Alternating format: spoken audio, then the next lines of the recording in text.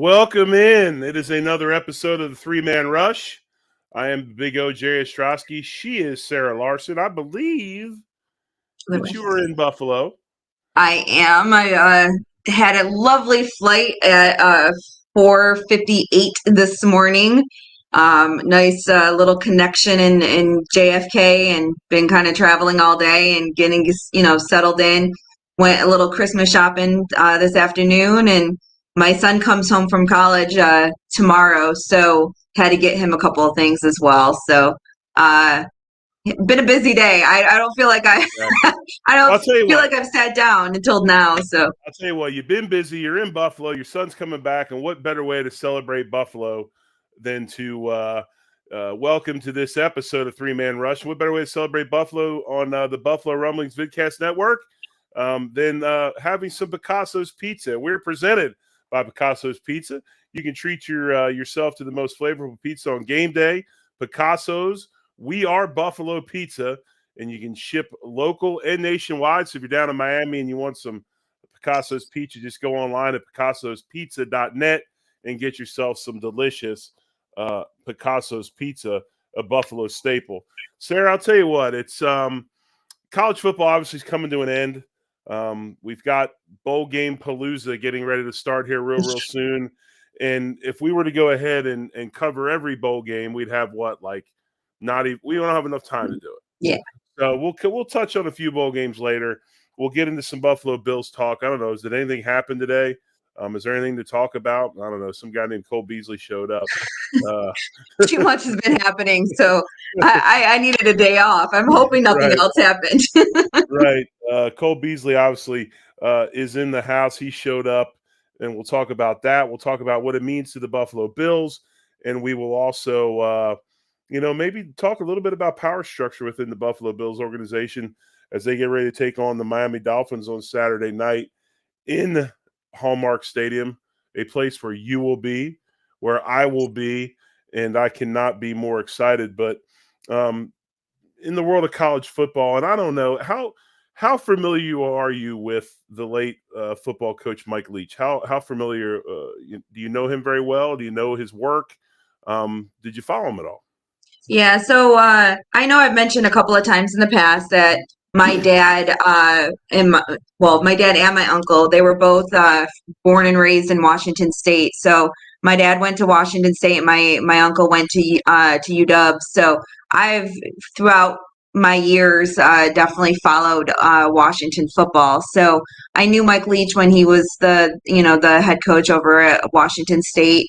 It's kind of where I followed him, I think he was there for 7 or 8 years, maybe even 9. So I definitely followed him there. And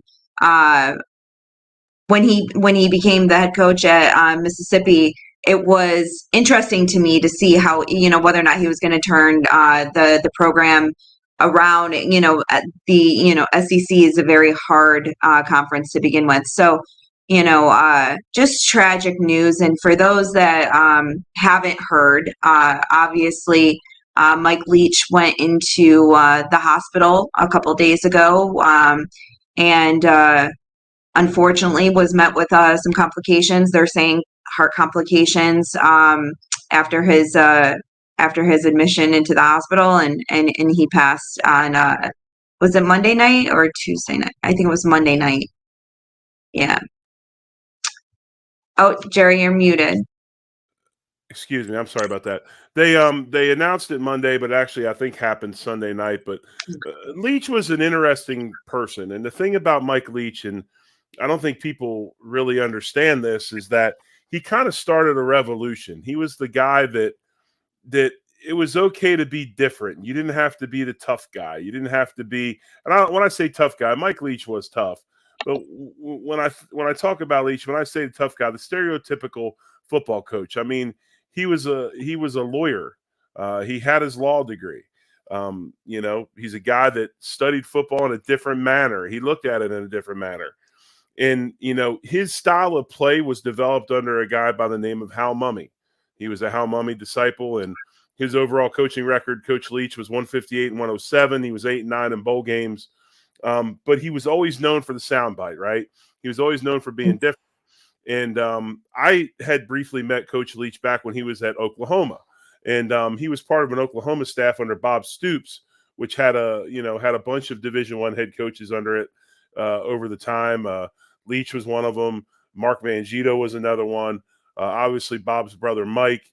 All these gentlemen had head coaching jobs, and when you look at his record, it's just, I mean, I don't even know how you can sit here. I mean, I can't remember it, so I ran a copy of it off, but he was, like I said, he was 8-9 in bowl games. He took tough jobs that weren't necessarily the easiest to do. He started Iowa Wesleyan, went to Valdosta State, and then went to Kentucky. But as Texas Tech's head coach, 10 consecutive winning seasons, 8 consecutive seasons with at least 8 wins. I mean, Biletnikoff Award winners, Johnny Unitas Golden Arm winners. It just goes on and on and on. You look at Washington State that, Sarah, you talked about earlier, 2015 Pac-12 Coach of the Year, 2018 Pac-12 Coach of the Year, 4 consecutive winning seasons. First coach to win 11 games in a season at Washington State. He had another Johnny Unitas Golden Arm Award quarterback in Gardner Minshew. But this is the part where you think, you said a little bit earlier, we were talking about some things, but when I look at a coach and I say, how good was this guy? And just what kind of a footprint did he put on the game? You look at his coaching tree and you say, okay, this is who he helped produce. And you look at the assistant coaches under Leach that became college head coaches. Dave Aranda, who was the former LSU defense coordinator that's now the Baylor head coach. Zach Arnett, who's going to take over for Leach at Mississippi State. And that was just announced today. The defense coordinator, Coach Arnett will take over. Art Briles at Houston and Baylor. Sonny Dykes, who coaches TCU now, was at Cal and SMU. Dana Helgerson, who was at West Virginia and Houston. Seth Luttrell, Ruffin McNeil, another guy named Lincoln Riley. Just some random guy named Lincoln. Right. It just goes on and on. And then former players, Neil Brown that played for him, the West Virginia head coach, Sonny Cumby, who's at La Tech, Josh Heupel, Cliff Kingsbury, and Eric Morris, who just took a job in North Texas, to name a few. Immense coaching tree, an innovator of the run and shoot, the spread offense. And I think he'll be greatly missed in the game of college football. I do too, and as you stated, Zach Arnett, I believe they offered him a 4-year contract, to become the head coach. They wanted to, make sure that there was continuity. I read, about that today. So hopefully I don't want to say it 'cause, right now, but hopefully the team is able to kind of stay together and help each other, through this. They are still going to play in their bowl game. And there was some rumblings today that people, that they were trying to see if anyone wanted to transfer and, let the dust settle, to any other, organization that's trying to do that. But, he'll definitely be missed. 61 years old. Definitely had many, many, many more years of teaching and coaching. So I'm definitely sad for it. I think I texted you the second the news came through my phone, and I said, "Holy crap!" But I figured that everybody, so I figured it probably hit you in some type of way. So. Well, I think about his family, of course, and his wife and his kids and his grandkids, but I also think about all these coaches. I mean, all these coaches do the same thing that we all do, which is you have people in your industry that you look up to, that they're mentors of yours, and when you have a situation, you lean upon them. And Leach was obviously that guy. I mean, he was a tremendous communicator. I think he was the innovator of being able to get today's athlete to do the things he wanted them to do without being just an absolute blatant, drill sergeant.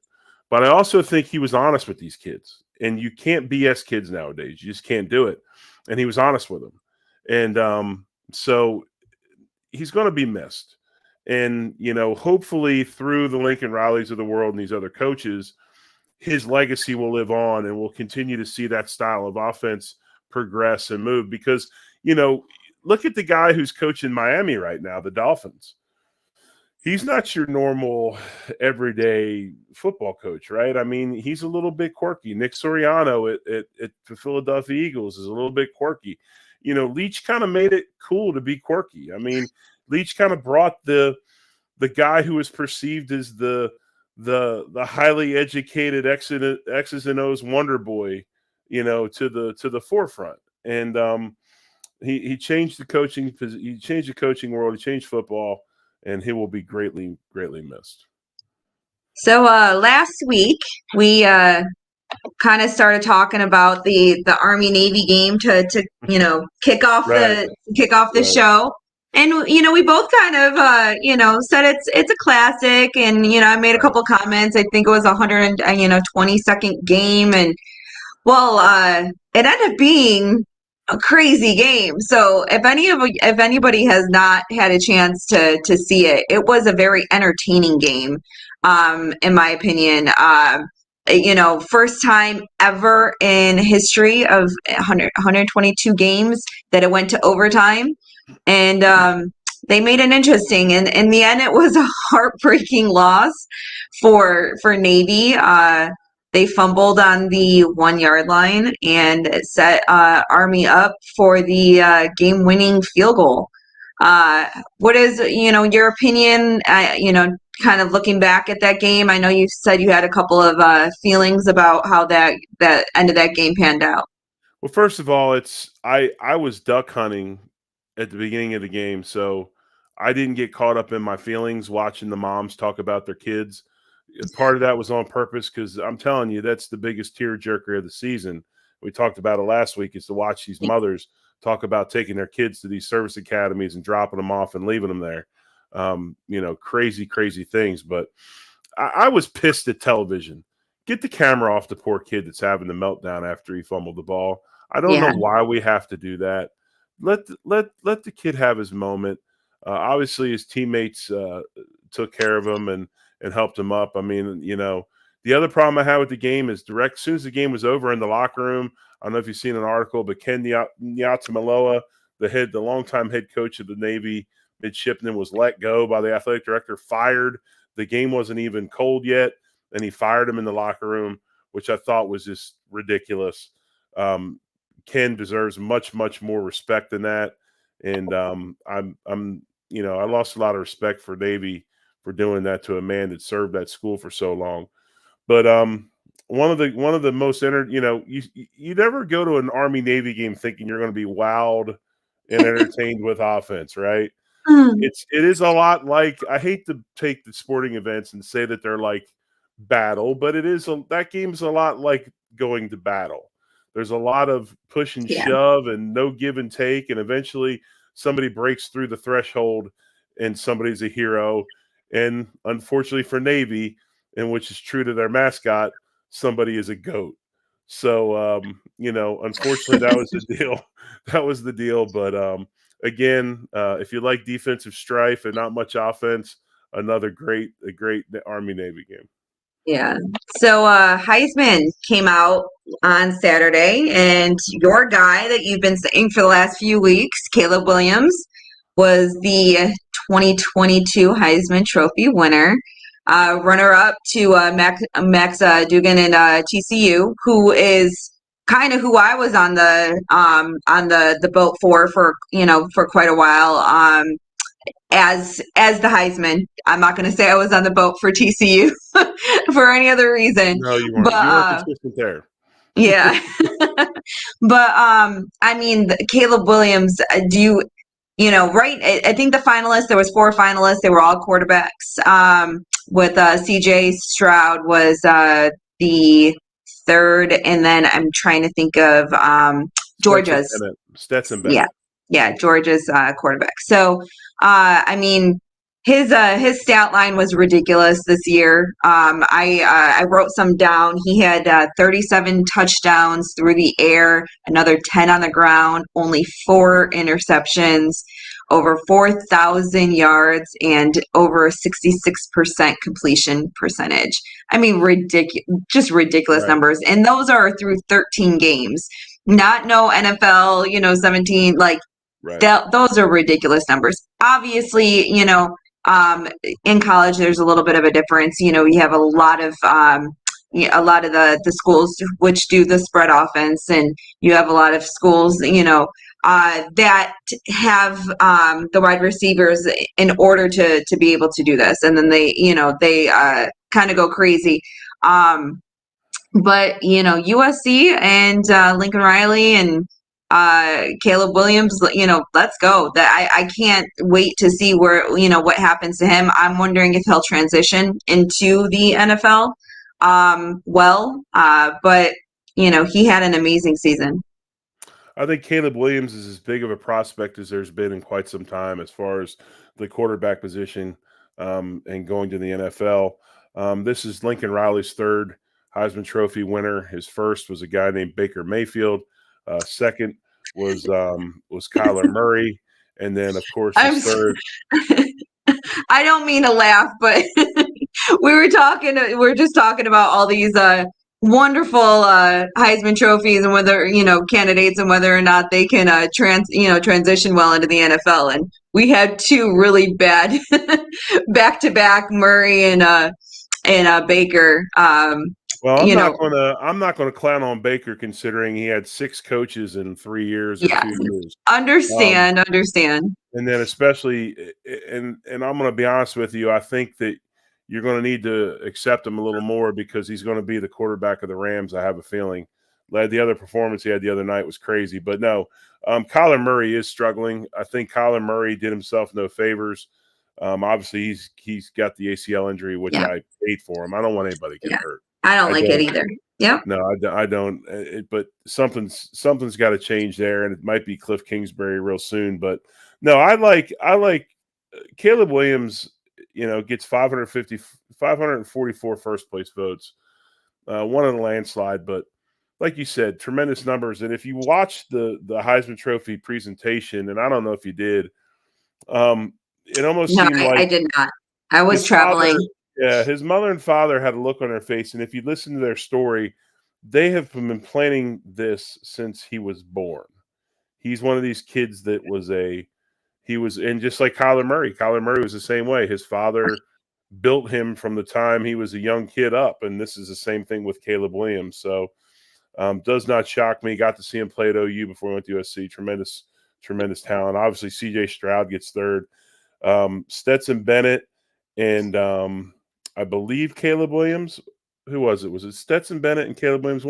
Two of them were roommates at Peyton Manning's quarterback school. Oh, really? Back in the day. So they kind of had that. I think it was Stetson Bennett and Caleb Williams were roommates at the Peyton Manning school for quarterbacks, but not a lot of suspense when it comes down to it. I think Williams, the right guy, won this year. I heard I was listening to local radio earlier this morning. They were talking about the worst Heisman Trophy winners of all time. There's some people out there that I can't. I mean, your guy's name came up, Gino Toretta, down in Miami. I was very young. Did Dorsey win the Heisman? No. Okay, Dorsey was in New York though. He didn't win the Heisman. No. Yeah, but anyway, I don't know. I do think it was an interesting year that and obviously he was tremendous player. Charles Woodson, when Woodson won it, he beat Peyton Manning that year. Yeah. I find that hard to believe, but just like in the NFL with the MVP, it's become kind of a quarterback, award. The Heisman's pretty much become, pretty much a quarterback award there as well. Right. So, but he made a little bit of a joke at the award ceremony that he's the only one not in the playoffs, in the college playoffs. Yes. And it sucks for him because he got injured at the end of that game against Utah. But the only team he lost to this year was Utah. Right. So, I feel terrible for him. I wish they would have gotten a little bit of a chance in a couple of years, we'll see what the 12-man playoff group will look like. Unfortunately for him, his season's over with, but he got a nice little trophy to go along with it. Which brings us to the Exactly. conversations of the bowl games that we've been talking about quite a lot. Before we get into this, I gotta ask you: do you think that all these bowl games are good? I think there's too many, but I think that it's good for the schools. In the end, you fight. There's so Right. many colleges that you spend all year and you're fighting for the I don't want to you want to be able to get recognized, and you want to be able to they don't have it set up in a way where it could be like basketball. Like, so you have like the tournament where you got 64 Right. teams, and you get down to that one. We don't have it set up that way. So if we could figure out a way of how to do that, I think it would be interesting. Have only a couple of games, and then work our way into that. But since that we don't, the bowl games are kind of what they're working towards. Do I think that we need some of these, no name bowl games that you struggle to know even where they're located, the early December games like we're going to be talking about. But I kind of feel like if we took them away, then you're taking funding away from the schools. You're taking that experience away from the players. But one of the big things that I wanted to talk to you about was so many of these games right now are being affected because all these players are either entering the transfer portal, or they're declaring for the NFL draft, and they're not playing in the bowl game to begin with. So the first game, the Fenway Bowl, which is Cincinnati against Louisville.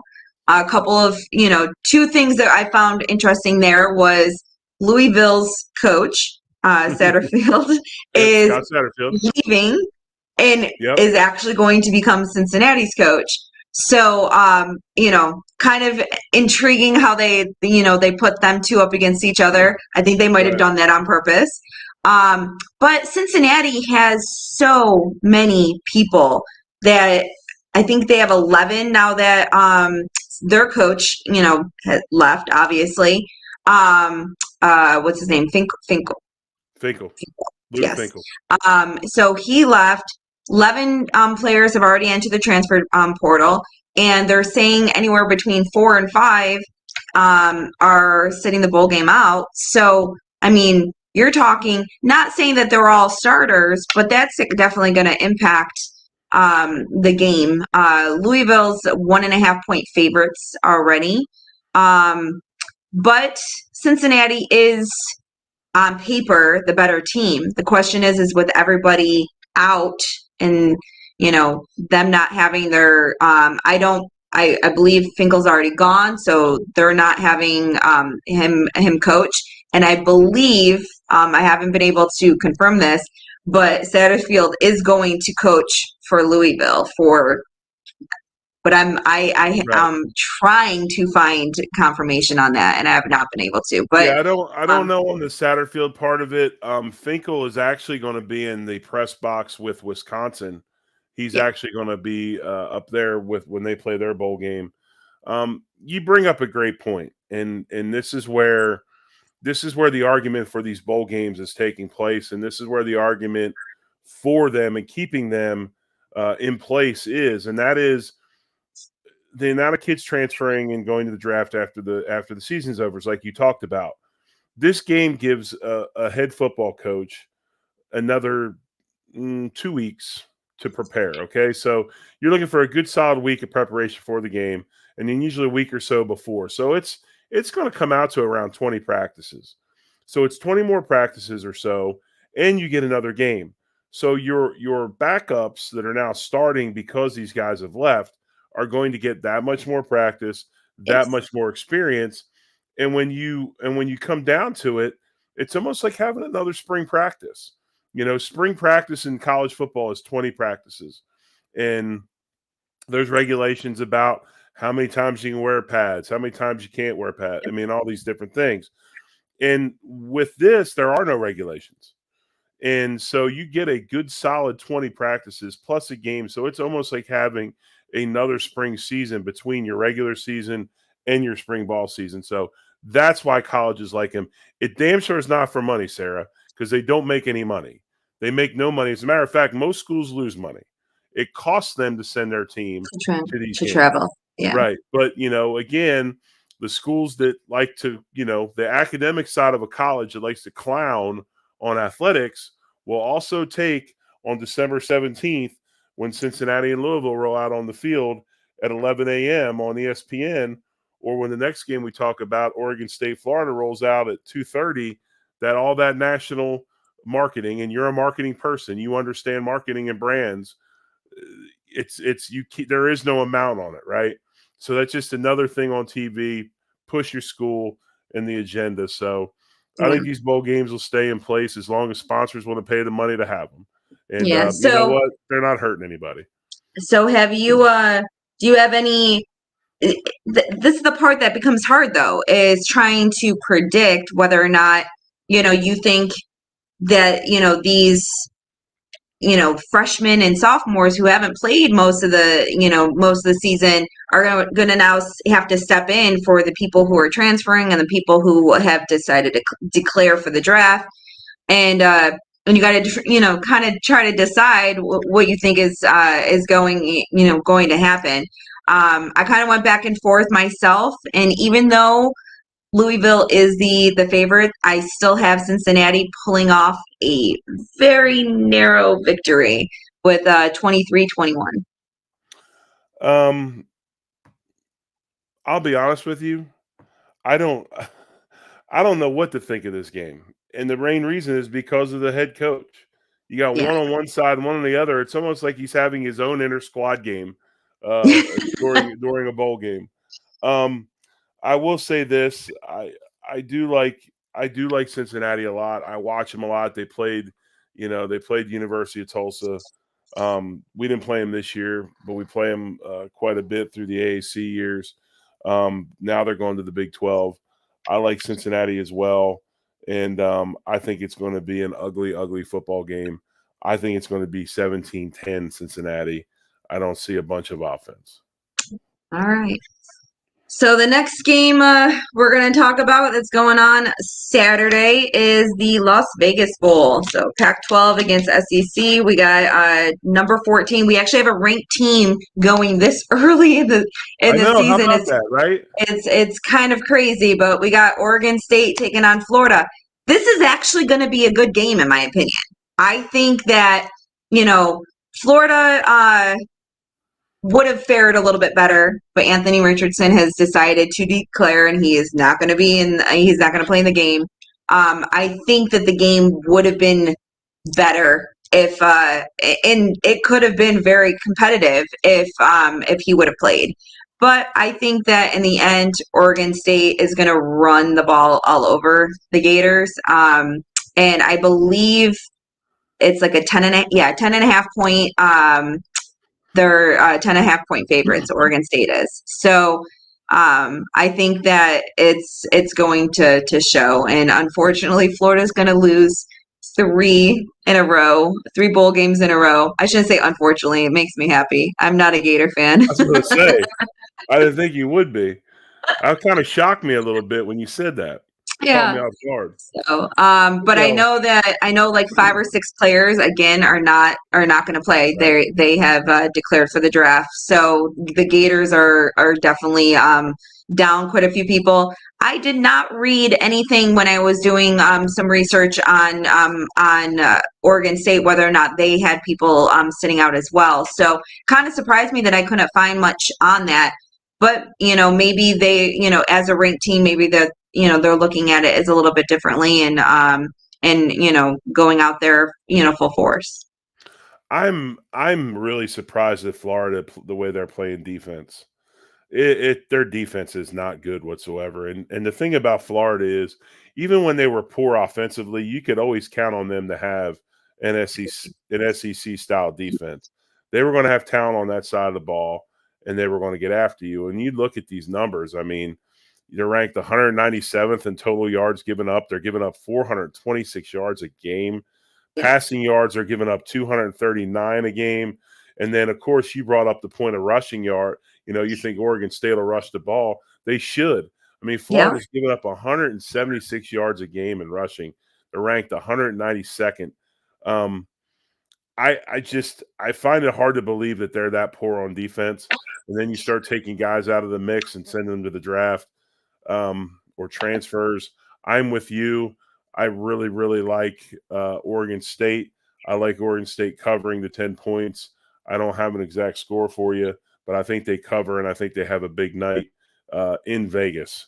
The only way they can't have a big night in Vegas is if that half that team or most of that team is out at the club the night before the game.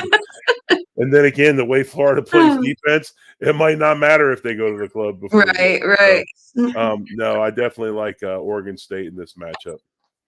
Yeah, so do I. So I have Oregon State. And I believe when I was doing the numbers, it was 10.5. So I actually have it remaining a little bit closer. I had 37-27. So they wouldn't be covering the spread if that was the case. Gotcha. But all right, so let's see the third Washington game. State, I can't believe I didn't know that you were a Washington State fan through genetics. Yeah, That's awesome. and UW. My son actually applied to UW. Really? Yeah. So and he got in, but he didn't get in for his major. And I was like, do you really want to go all the way over to the West Coast and not know if you're going to be able to change majors down the road? So he ended up deciding not to go out to Seattle. But yeah, I was most of the trips that I took as a kid, we would go out to Washington, and I have many fond memories of that state and Seattle, and going to all the mountains out there. The best thing about Washington for me was back in the day when we played for the Bills and Marv was our coach, and Fina's in the chat, and Fina can vouch for this. And when I say Fina, I mean John Fina, longtime left tackle for the Bills. Marv Levy did not make us eat in the hotel the night before the game.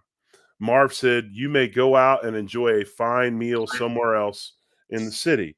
So we had John and we had Glenn Parker, and those two cats would study the local scene, and they would know where to go. And we're like, we're going to go here. We go to Providence, and we would hit I think Providence was the original Capitol Grill, if I'm not mistaken. We'd hit the Capitol Grill. We'd go to Seattle, and they would find the best places to have seafood. It was wonderful. So the Kingdom at the time was absolute trash. We played in the Kingdom for a bit, and then when they knocked it down, we actually played at Husky Stadium on a Sunday night. Yeah, we played at Husky Stadium on a Sunday night against the Seahawks. And I believe that Wade was coaching then, and Wade let us do the same thing. We got to go out and enjoy ourselves. So that's my fond memories of Seattle. Yeah, I can't wait until the Bills play Seattle in Seattle again, because it's been probably about 20 years since before my son was born. So Right. even longer than that. So since I've been out there, but most of my family is no longer there. But I was, brought up and raised around quite a few people whenever we would go and, travel out there that also live out there. So it'll be a very fun trip once it finally happens.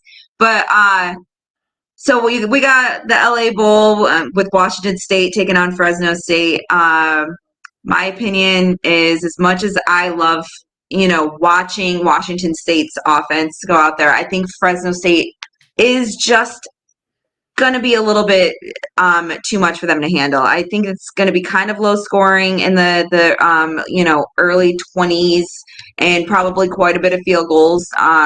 But I think that Fresno State is going to they have a little bit more in it right now, and I think that they're going to edge out the victory just by a couple of points. But they're 3.5-point favorites right now, actually. So I have Washington State covering the points, but Fresno winning. what better place to have a bowl game than SoFi? I mean, there might be 200 people at the game, but um, an amazing facility to have a bowl game. I like Fresno too. I like Fresno because they're a tough football team. I like the fact that they are 45th in college football in passing. They're averaging 270 yards a game passing. And if you look at the Washington State Cougars, they are ranked 233rd. They're giving up 266 yards passing a game. So I like that matchup. But the other thing that I know, and we talked about a little bit earlier, Eric Morris, former Incarnate Word head coach, Washington State offense coordinator, is going on to become the North Texas head football coach. So they're losing their offensive coordinator. There will be some upheaval. I like Fresno State. I like them. They are the favorite. Am I correct? Yes, they are 3.5 point favorites. Yeah, 3.5. That's what I was making sure. 3.5. I like them covering and winning the SoFi Bowl. I'll tell you, man, I'm seriously. Can you imagine if you're a kid, you're a college kid, you play in SoFi Stadium? The place is amazing. As a fan, just walking in this year, I was like, whoa, right. I did the tour the day before the game, and it's pretty crazy. So I can just imagine, as a college kid, especially, I mean, I'm not saying Washington State and Fresno aren't, big name schools. Washington State definitely is, but to be able to go and play in an NFL stadium, knowing that you might not ever get that opportunity, right. Not a lot of these college kids do. So it'll definitely be an experience for all of them. Right. Yeah. My son Owen had that opportunity earlier this year. They got to play at the Link in Philly when they played the Temple Owls. Okay. Yeah, pretty cool deal. It's big, it's special. All right, so we're going to switch some gears over to the NFL, and we have the wonderful news that. All right, I will let you have the floor, so you can go full fangirl over Cole Beasley. Well, that's your guy. I'll be honest. During the off season, I was like, I'm fed up with Cole Beasley. Like, I'm done. Enough's enough. Well, can he? I literally was like, can he just shut his mouth? Because he went from having it be for a reason, then all of a sudden he was talking down the Bills organization and making it sound like, there were holes in the organization, and that, then he's a couple comments about, Buffalo itself and the fan. I'm like, you had fans out there screaming Beasley every time you made a catch. It was bees, and he turned it into, boos. And I'm like, well, there were some people booing, and there was some people who were screaming bees. So, you're going to get that no matter what. But do I think he is what this offense needs? 1,000%. And I am very happy. I don't care if you're vaccinated. I don't care what your stance on it is. I don't care. As long as you are not sexist, racist, homophobic, like, we're good. I don't care what your opinions are, as long as you are a decent human being out there playing football and having a good time, and you're making my team win. And Josh pulled for it. I'm happy he did. The beef that was between, Beasley and Bean that was supposedly surfacing looks like it's been squashed. I don't know. And I don't know if it was Bean or McDermott more so, but, there was, questions of whether or not people were getting angry with him because they had installed cameras within the facility and stuff because he wasn't wearing his masks and all that. As many people that want to complain, the second he starts making some first down, catches, everyone's going to forget about it. And, I've been an avid supporter of Little Dirty, of McKenzie, since, the last couple of years. I've, fought to keep him on the team, like, throughout the fandom. Obviously, it's not like I got Bean in my left pocket or anything, but I've wanted to see McKenzie succeed. But midway through the season, I'm like, okay, stop with the karaoke, stop with the Friday stuff. you're not playing well. I'd rather see Shakir out out on the field, and that never really manifested into anything. So with him not really showing us what he's capable of, which is making me a little nervous because we kind of went through the same thing in the past with Hodgins, like just never really got to where, we wanted to see. We let go of Stevenson. So we have a couple of these wide receivers that we've drafted that just haven't, really panned out. So I'm hoping that it's just a little, blip for Shakir, and he'll come back and learn. That's the biggest thing. I think that even having Cole Beasley at practice, he's going to see things. And, Mackenzie did his own little, song and dance on Twitter trying to, entice him to come back himself. And he had to know it was going to take snaps away from himself. So they all wanted him back. I'm glad he's back. And, let's win. We now have that person that we've been clamoring for the last few weeks that is that consistent, like, Josh needs someone on third down that he knows is going to catch the ball, and that's been Cole Beasley. So I'm excited. I appreciate that, and I agree. It's like Miranda Lambert saying about it takes all kinds of kinds, right? I think Cole Beasley was probably in a state of confusion for some of this, and a lot of it had to do with, it must be really weird to see a group of people that were all for you in a second flip and turn on you. And then you become wounded, and we all know there's nothing more dangerous than a wounded animal, right? And they're going to do whatever they have to do to survive. What I would say is go back a few years ago when Bill Parcells was nominated and eventually was elected into the NFL Pro Football Hall of Fame. And Bill Parcells gave a speech about the locker room. And the speech that he gave about the locker room it's the greatest social experiment in the world, that you take people from all different kinds of backgrounds, all different kinds of socioeconomic backgrounds, rich, poor, middle class, black, white, straight, gay, Hispanic, whatever. Okay, all these different people, and you bring them into one locker room. And there's only two things that matter. Okay, there's only two things that matter. The first thing that matters is, are you a good person? Are you deep down inside a good person? And the second thing is, are you willing to do what it takes to help us win? If you're those two things, the door's open, come on in. If you're not, get out. Cole Beasley is a good person, and Cole Beasley is going to help the Bills win football games. And in my estimation, the door is open. Whatever the fans need to do to forgive him and whatever he needs to do to forgive the fans, I think that has started today. Sarah, I think you've talked about it very well. I think all those things are starting to fall into place. His press conference, he was open and admitted to making some mistakes, which he did. And I think it was just him being a human and seeing that whole thing flip and turn on him and maybe feeling that he wasn't understood. Right. And maybe wondering. Go ahead.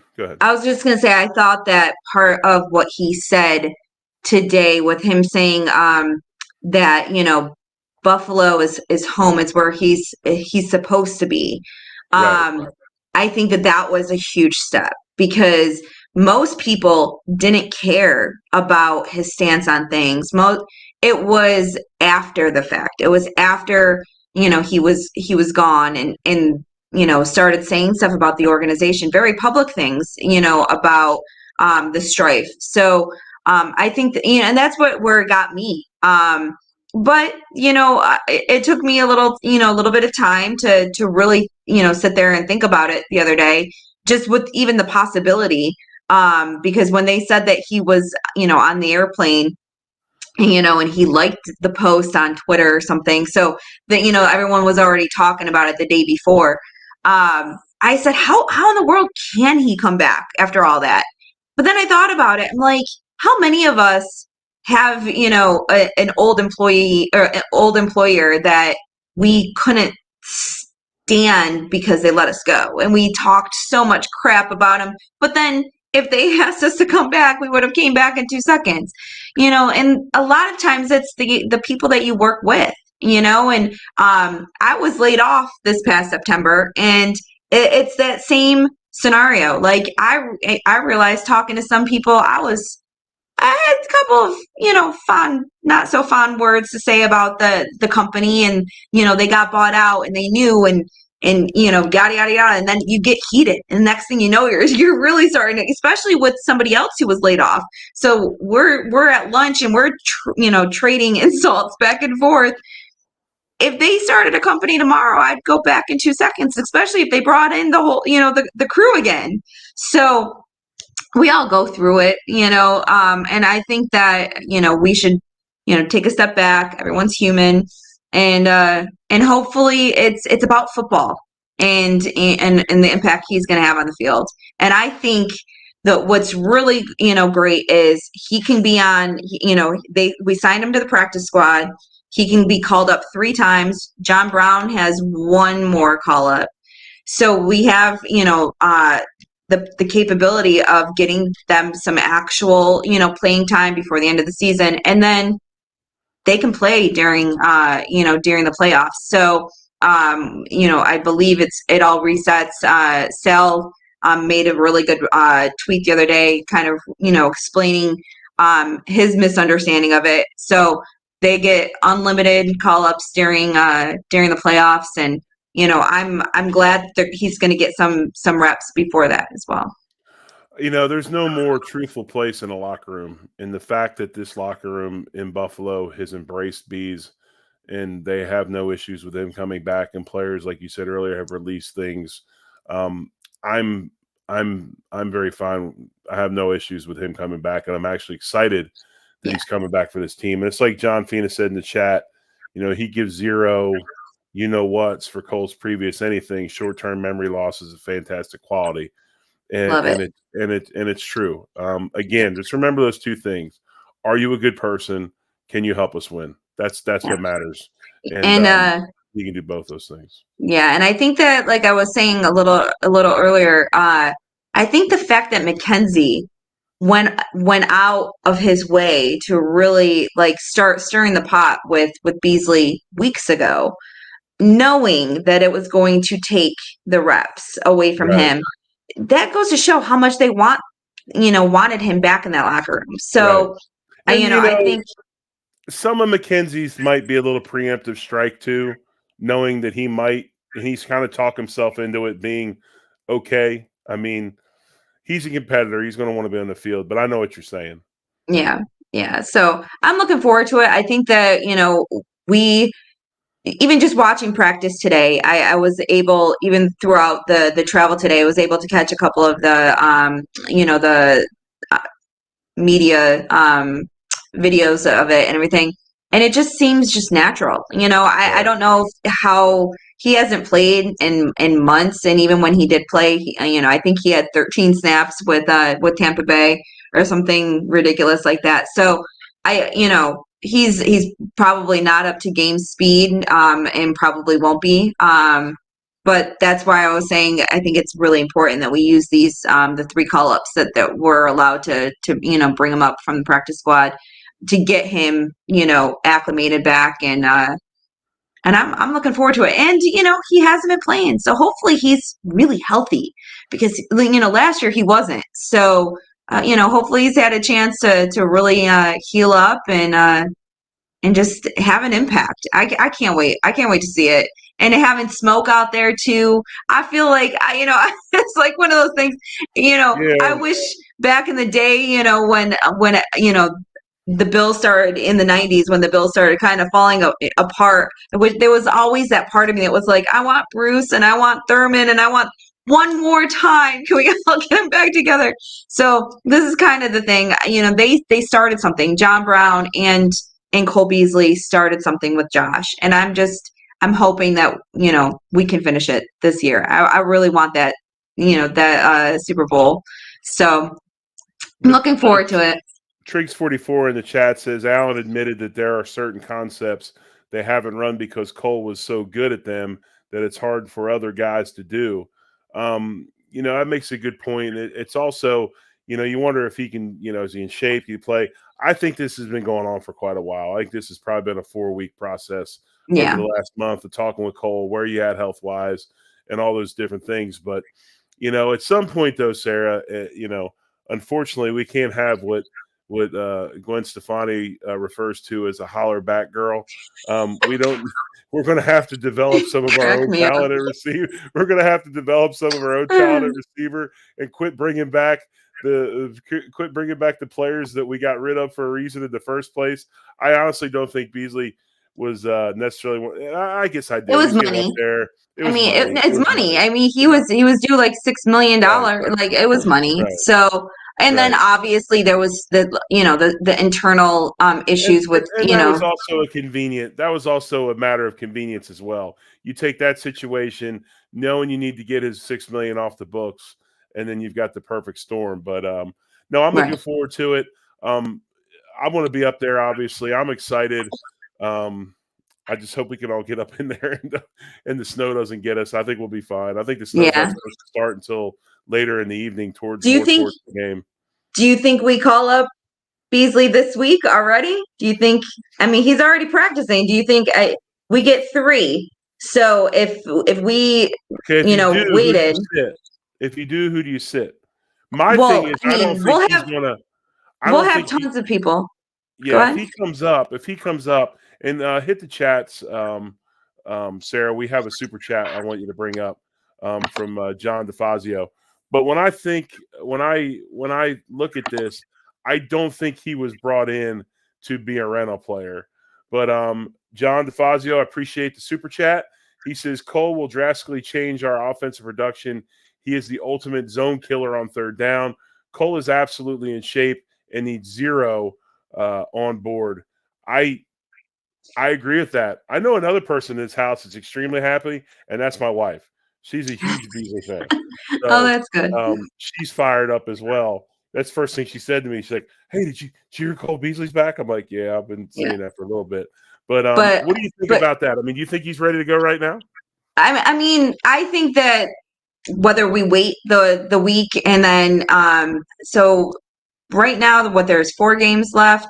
So maybe we wait the week and then he finishes out the 3 games. Or maybe they say, hey, look, we only have 4 healthy wide receivers on the 53-man roster. But I think John is completely right about the third down. It just that feeling like we need 3rd and 3. Beasley's going to be there at the 3. Yep. He's going to get that 3 yards plus an inch if that's what he needs. And I'm looking forward to that aspect again, because the one thing that was my biggest gripe about him last year towards the end of the season, but he was hurt, so I'm going to give him that that pass. He was playing with broken ribs and everything else. Right. But I felt like every time he caught the ball, he was just falling. Like there was no, and then it was kind of the whole team. There was the no yards after the catch. But the one thing that Beasley does do very well is he runs the routes and he knows where the yards, where the yardage is that he needs to get. So he'll kind of run the route, sit down right where he needs to, and whether or not he's falling forward at that moment or he runs hopefully at this point he's going to be able to run for some from yards after the catch. He's still going to get you that first down, which is what we're hoping for. So Right. too many times we went 3 and out last week, not even just 3 and out, but third down was just atrocious. And then so are you looking forward to coming to Buffalo on Saturday? And I'm ecstatic. First are things you? first is I'm extremely excited to bring my sons to a Bills game. My oldest boy Jackson was born in Buffalo. My other son Owen was not born in Buffalo, but he is a huge Bills fan. They both have not been to a game in Orchard Park. Oh, wow. So we're extremely so. We've been to some training camps and did all that, but we have not been to a game together at Orchard Park. And I'm in this I'm torn because I have access to go inside, okay? But I know my 2 sons, and I know what they wanna Yeah. do, and they wanna be in the mosh pit that is the Bills Mafia, and I've never done that myself. So I would think that that's probably where we'll spend the majority of our time is actually in our seats in the stadium. The only way that that derails is my oldest boy's girlfriend's coming with us, and she is a teeny tiny person. I mean, So, I told you, Jerry, if you feel the need to give me your inside tickets, I will give you my Oh, no, no, 35 no, no, no, no. 35-yard line seats that are nice right underneath the elements. No, Well, see, I'm I close to you. I'm gonna be in row 30, I believe, in 136. So okay, so I'm we'll be close to each other. Yeah, yeah, we'll I'm be in close to each 135. other. I'm Yeah, I'm really in excited to 135. go to Mafia House before the game Yep. and So meet I'll see you there too. Pam and meet some of the people I've been friends with on Twitter that I have met, and then seeing some other people like Aaron and different folks that and Joe and everybody that I do know and have met. So I'm really excited. I'm hoping this snow doesn't cause a problem with travel. Um, and I'm looking really forward to the Bills just sticking a foot up the Bills, you know what? I mean the Dolphins, you know what? Because the first game irritated me to no end. Yeah. And you know, Ruben and I were on the Hump Day Hotline with Spence. Well, let me rephrase that. Spence was on Hump Day Hotline with me and With you Ruben. guys. Okay, and Ruben had brought that up about the heat and how he was surprised. You know, the same thing that I felt like he was surprised how the heat affected us so negatively. But we're ready for some revenge. We got the Jets last week. I want to see somebody knock two in the next week on Sunday. I'm wanting. This is how it used to be. You know, this whole 17-year drought has turned that Dolphins rivalry soft because the AFC East wasn't very good except for the Patriots. Everybody was like, "Oh, they're going to win. Brady's there," and that rivalry kind of took its toll and softened. But over the last couple of years, I Yes. feel the hatred coming back. It's like, you know, Because it's it like became the Patriots. right. It's The like Emperor Patriots became, Yeah, and so now it's we're going through the ebbs and flows, and now yeah, I for everything that I remembered, I remember when Brian Cox spit on the ground going into the tunnel and stuff.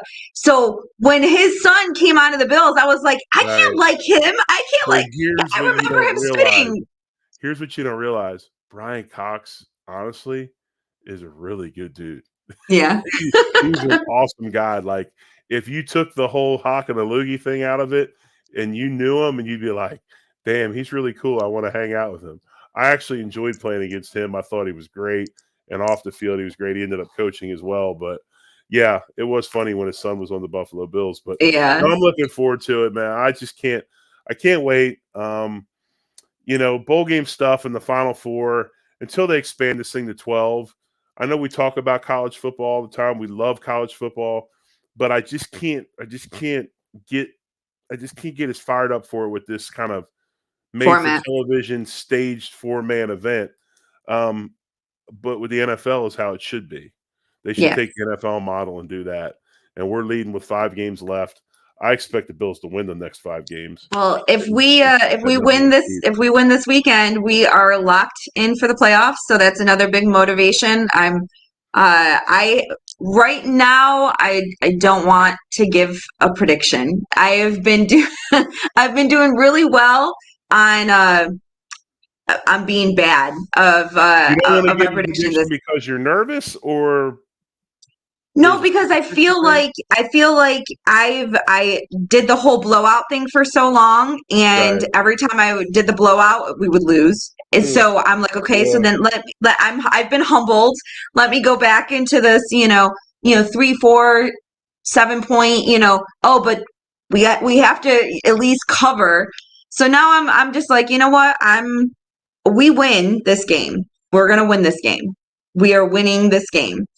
There's no question in my mind we are winning this game. I have too many Dolphins people that I cannot wait to call out after we win this game on Saturday. So we win. I'm just I haven't quite really thought about the points. And that's going to go because of the weather. We just don't know. I think we are going to stomp a mud hole in them. I love it. I love I it. think we're going to stomp an ice hole in, a I love it. snow, Keep whatever you want pass on to this call it. positivity. I love it. I am not flying to Buffalo, New York to witness what we saw in South Florida. It's not going to happen. And the defense that I watched last week makes me crazy excited. Crazy excited to watch our football team because the way they played defense last week, and with Tre'Davious White now being able to take one side of the field away, and we'll go ahead and figure out how to handle the other side like we always do. It's just Poyer is an inspiration. Poyer, Oh gosh. Spence, Poyer's Yeah. turning into one of my favorite players, if not my favorite player. I hate to tell you No. this, but and then I watched the all 22 the other day, and I've just kind of focused on Ed Oliver, and I've watched Ed on the all 22 the last few games, and he stepped his game up to another level. Yeah, He I'm is just hoping that he's disruptive as good all to get out. go. I'm just Yes, hoping he's good to I go. think So Ed'll be fine. I think he's always going to have something because he isn't the biggest of interior defensive tackles. So I look at that. I think we're going to win big. It's going to be a great Saturday night. I'm excited to go to Mafia House and see Ruben. The Ruben Brown sponsored party will be there. yeah. You know, Everyone's invited. Come stop out. Say hi to all of yep, us. And if you guys have a chance, throw your score predictions in the chat, and then please make sure you like and subscribe. yep. And we will Smash that catch you like and guys. subscribe. Yeah, we'll catch you guys next week. Probably on Wednesday again because I might be traveling. We'll let you know. Now, where are you going?